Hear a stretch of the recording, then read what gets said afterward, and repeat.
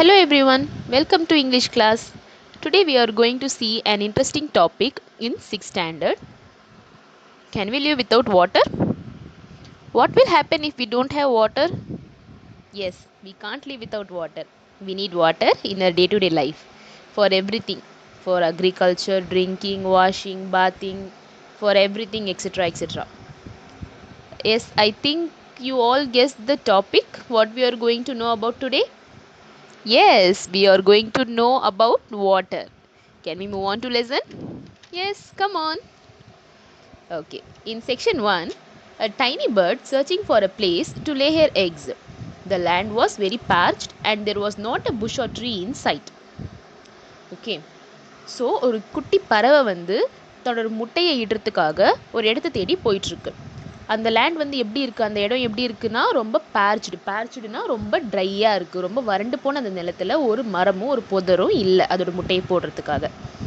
Losing hope, the bird discovered a shallow depression in the ground. She broadened the hole and loosened the earth.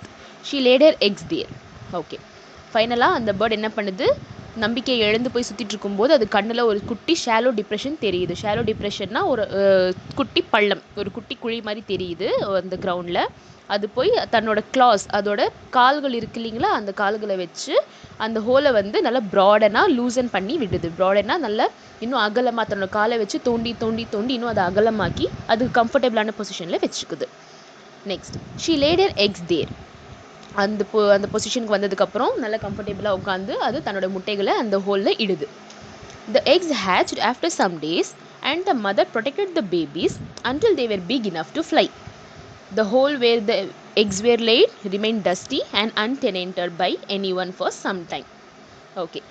அப்புறம் அந்த முட்டையை இட்டதுக்கப்புறம் கொஞ்ச நாள் கழிச்சு அதை அடகாத்து குஞ்சு பொரிஞ்சு வெளியில் வந்ததுக்கப்புறம் அந்த மதர் வந்து பேபிஸை ப்ரொடெக்ட் பண்ணிவிட்டு எது வரைக்கும் ப்ரொடெக்ட் பண்ணுறாங்க அப்படின்னா, they were big enough to fly. அதுங்க வளர்ந்து தனக்கு பறக்க தெரிகிற அளவுக்கு தெரிய ஆரம்பிக்கிற அளவுக்கு அந்த குட்டிகளை அந்த அம்மா பறவை ப்ரொடெக்ட் பண்ணிட்டு வருது. The hole where the eggs were laid remained dusty and untenanted by anyone for some time. அதாவது வந்து அதுக்கப்புறம் அந்த ஹோல் வந்து அப்படியே ரிமைன் டஸ்டியாக இருக்குது. அந்த முட்டை இட்டுச்சு இல்லைங்களா, அதுக்கப்புறம் அந்த பறவையும் பறந்து போயிடுச்சு. தன்னோட குட்டிகள் வளர்ந்ததுக்கப்புறம் அந்த குட்டிகள்லாம் பறக்க ஆரம்பிச்சிருச்சு இல்லைங்களா, அதுக்கப்புறம் அந்த பேர்டும் அங்கேருந்து பறந்து போயிட்டதுக்கப்புறம் அந்த ஹோல் வந்து எப்படி இருக்குது, the whole remained dusty and untenanted by anyone for some time. அன்டெனன்டட்னா நாட் ஆக்குப்பைடு. யாரும் அந்த ஹோலை வந்து யூஸ் பண்ணிக்கல, யாரும் அந்த ஹோலை வந்து தன்னோட வசப்படுத்திக்காமல் அந்த ஹோல் அப்படியே இருந்து போய் டஸ்டியாக மாறிடுச்சு அந்த ஹோல். ஓகேவா, ஒரே தூசும் மண்ணுமா மாறிடுச்சு. Next, one day a passing wild boar na காட்டு பன்றி, a passing wild boar settled into the pitனா அந்த குழியை பார்த்து அதில் செட்டில் ஆக பார்க்குது. As the pit was not cozy enough, he scrapped and dug into the more comfortable position. Okay, அந்த பிட்டுனா என்ன சொன்னேன்னா குழி சொன்னேன். அந்த ஹோல் வந்து அதுக்கு காசியாக இல்லையா, காசினா அதுக்கு கம்ஃபர்டபுளாகவே இல்லை. அதனால அது என்ன பண்ணுச்சுன்னா ஸ்க்ராப், அதோட நகங்களை வச்சு இன்னும் ஸ்க்ராப்னா அது இன்னும் நல்லா தோண்டி தோண்டி தோண்டி அகலமாக்கி அது கம்ஃபர்டபுளான பொசிஷனில் அதை மாற்றிக்கிட்டு and settle down to a long sleep. அதை நல்லா அந்த குழியை நல்லா தோண்டி தோண்டி பெருசாக்கிட்டு அந்த குழியில் படுத்து அது கொஞ்ச நேரம் நல்லா தூங்கிடுச்சு, நல்லா ஆழ்ந்த உறக்கத்துக்கு போயிடுச்சான். Okay. Next, after some time he got up, scrabbled, thus loosened the earth in the pit. Okay, அதுக்கப்புறம் கொஞ்ச நேரம் கழிச்சு அது எந்திரிச்சு scrabbled means moving his hands and feet around. அதாவது கை காலை நல்லா உதறி நல்லா அந்த கை காலெலாம் தேய்ச்சிட்டு எந்திரிப்பாங்க இல்லைங்களா, அந்த மாதிரி எழுந்திரிச்சு அது பார்க்குது. ஏர்த்தை வந்து நல்லா லூஸ் பண்ணுது. இன்னும் கை காலை நல்லா அசைச்சு தூக்கத்துலேயே அது நல்லா ஹோலை வந்து இன்னும் கொஞ்சம் பெருசாக பார்க்கிடுச்சு. Okay. With a mighty stretch and final kick, a hungry boar departed from his day bed. Okay, அதுக்கு தூக்கம் முடிஞ்சதுக்கப்புறம் அது எழுந்திரிச்சு ஃபைனலாக ஒரு கிக் பண்ணிவிட்டு எந்திரிச்சு அங்கேருந்து கிளம்பிடுது. Departed means ready to go. அங்கேருந்து அது கிளம்பி போயிடுச்சு, அதோட தூக்கத்தை முடிச்சுட்டு அந்த இடத்த விட்டு போயிடுச்சு. ஓகேங்களா? ஓகே. நெக்ஸ்ட், இது வந்து செக்ஷன் 1ஓட ஸ்டோரி. நெக்ஸ்ட் செக்ஷன் 2ல் என்ன சொல்கிறாங்க அப்படிங்கிறத பார்க்கலாமா? Okay. In section 2, a pack of wild dogsனால் காட்டு நாய்கள், காட்டுக்குள்ளே நாய் இருக்கும் இல்லைங்களா, அந்த pack of wild dogsனால் ஒரு group of dogs, காட்டு நாய்கள். Catching the smell of boar in the wind. காற்றுல அதுக்கு ஸ்மெல் வருது, ஓகேவா? அந்த வைல்ட் போர் தூங்கிட்டு இருந்துச்சுன்னா அந்த குழியில் அந்த வைல்ட் போர் இந்த ஸ்மெல் வந்து அந்த டாக்ஸ்க்கு வருது. டாக்ஸ்க்கு ஏற்கனவே மூப்ப சக்தி ஜாஸ்தி இல்லைங்களா? அப்படி இருக்கும்போது அதோட ஸ்மெல்லை காற்றுல வரும்போது அதை முகர்ந்து பார்த்துக்கிட்டே came to the place where he slept for the while. அந்த காட்டு பன்றி தூங்குச்சுல இந்த வைல்ட் போர், அந்த பிளேஸ்க்கு வந்து இந்த காட்டு நாய்கள் வந்து வருது. வந்து என்ன பண்ணுதுன்னு பார்க்கலாம். they sniffed that place. sniffedனா ஒரு டீப் பிரீத் எடுத்து நல்லா சத்தமான மூச்சு விடும் இல்லையா, அப்படி பார்ப்போம் இல்லைங்களா, அந்த மாதிரி அது மூச்சு விட்டு and whined and snarled searching for the boar. நல்லா சத்தமாக, அதாவது நல்லா டீப்பாக மூச்சு இழுத்து பார்த்து. ஸ்னிஃப்டுனா என்ன சொன்னேன்? To breathe in air in a noisy way. அப்புறம் whined and snarled searching for the boar. நல்லா சத்தமாக அது ஹை பிச்சாக சத்தம் போடுது. நாய் குலைக்கும் இல்லைங்களா, அந்த மாதிரி குலைச்சி நல்லா ஆங்க்ரி நாய்ஸியாக நல்லா சத்தமாக அது நல்லா அந்த போர் இந்த இடத்த தேடுது. எங்கே இருக்குது அந்த போர், எங்கே இருக்குது அந்த பன்றி அப்படிங்கிற மாதிரி சர்ச் பண்ணுது. Finally they left the place realizing that there was no dinner for there. அதுங்க எதுக்கு வந்துச்சு? அந்த நாய்கள் தன்னோட இரையை தேடி வந்திருக்குது.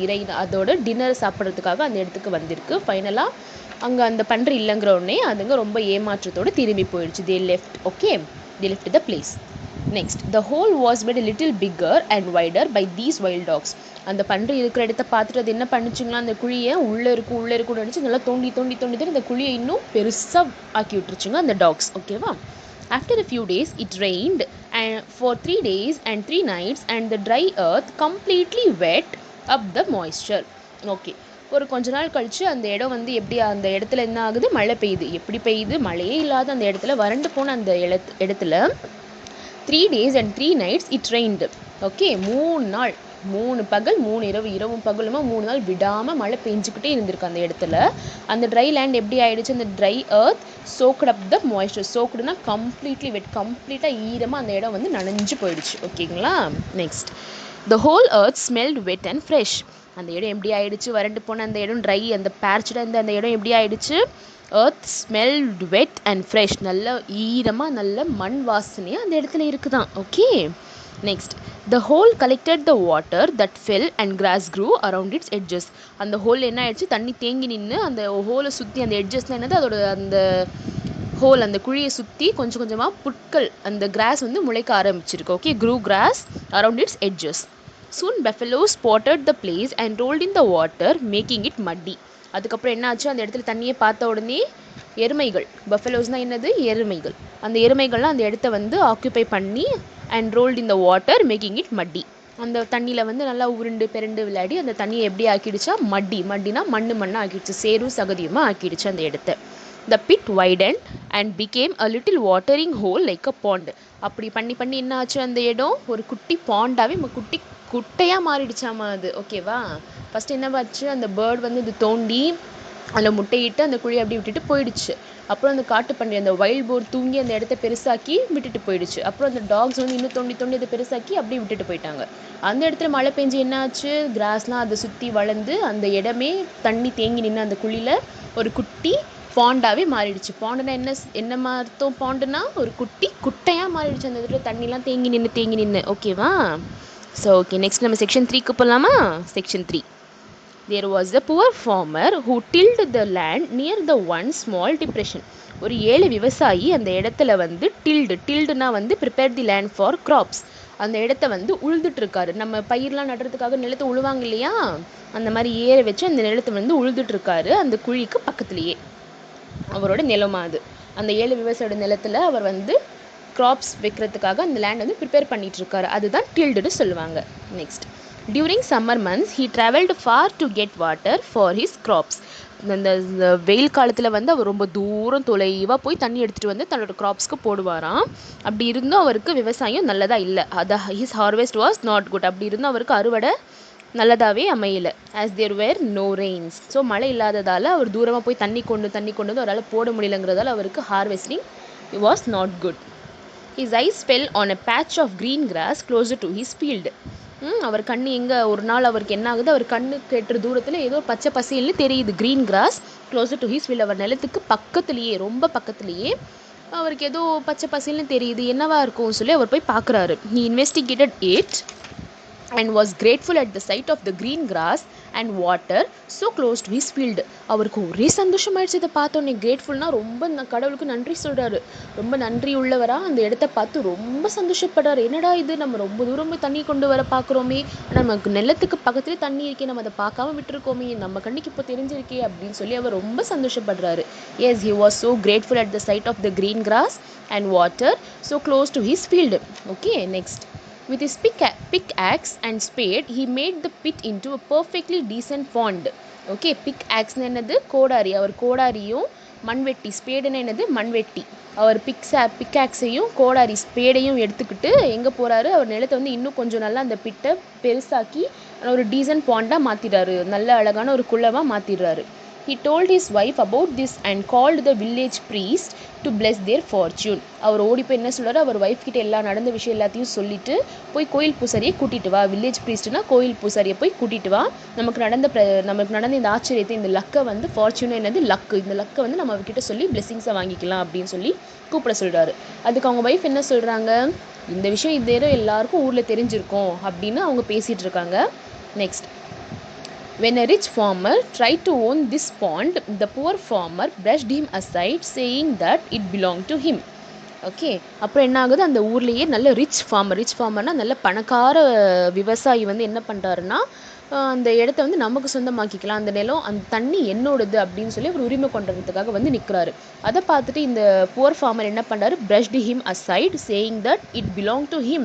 அவர் என்ன சொல்ற, அந்த வேலை விவசாயி, அந்த poor farmer, it belong to me, அந்த நிலம் என்னோடது, அந்த தண்ணி என்னோடது அப்படின்னு சொல்லி அவர் உரிமை கொண்டாடுறாரு. The buffaloes, the dogs, the boar and the little bird all stopped by and stood around the little jewel of blue and in every mind. Okay, அப்புறம் என்ன ஆகுது, அந்த பஃபலோஸ், அந்த dogs and the boar and the little bird எல்லாமே வந்து நின்றுட்டுறாங்க. வந்துட்டு நாமளும் தான் இதுக்கு உரிமை கொண்டாடணும். ஏன்னா ஃபஸ்ட்டு பார்த்தது யார், லிட்டில் பேர்டு, அதுக்கப்புறம் வைல்ட் போர், அதுக்கப்புறம் டாக்ஸ், அதுக்கப்புறம் பஃபலோஸ், அதுக்கப்புறம் தான் இந்த ஃபார்மர் பார்த்தாரு, அப்புறம் இந்த ரிச் ஃபார்மர் பார்த்தாரு இல்லைங்களா. ஸோ இவங்க எல்லாரும் என்ன பண்ணுறாங்க, இந்த தண்ணி என்னோடதுன்னு சொல்லி உரிமை கொண்டாடுறதுக்காக நிற்கிறாங்க. அந்த லிட்டில் ஜுவல் ஆஃப் ப்ளூங்கிறது எதுக்கு கம்பேர் பண்ணுறாங்க அப்படின்னா, லிட்டில் வாட்டர் ஹோல் லைக் அ பாண்ட், அந்த வாட்டர் ஹோல் இருக்குது இல்லைங்களா, அந்த பாண்டு, அதை தான் வந்து இந்த இடத்துல லிட்டில் ஜுவல் ஆஃப் ப்ளூ அப்படின்னு சொல்லி கம்பேர் பண்ணுறாங்க. whether it is a small deed or a big one, came similar thought. எல்லாருக்கும் சின்னதாக இருக்கட்டும் பெருசாக இருக்கட்டும், அது வந்து நமக்கானதாக நம்ம ஆக்கிக்க கூடாதா அப்படின்னு சொல்லி அவங்களுக்குலாம் ஒரு தாட் வருது. Surely I hate something to do with this. எல்லோரும் என்ன நினைக்கிறாங்க, நம்ம இதை வச்சு ஏதாவது ஒன்று பண்ணணும் அப்படின்னு சொல்லி நம்ம எல்லாருக்கும் தாட் வரீங்களா, அந்த மாதிரி தான். So this is the lesson, and so I end with the question to you, my dear students and my friends. Who owns the water? Yes, not a moral, just a thought, a gem of an idea to dig and make bigger.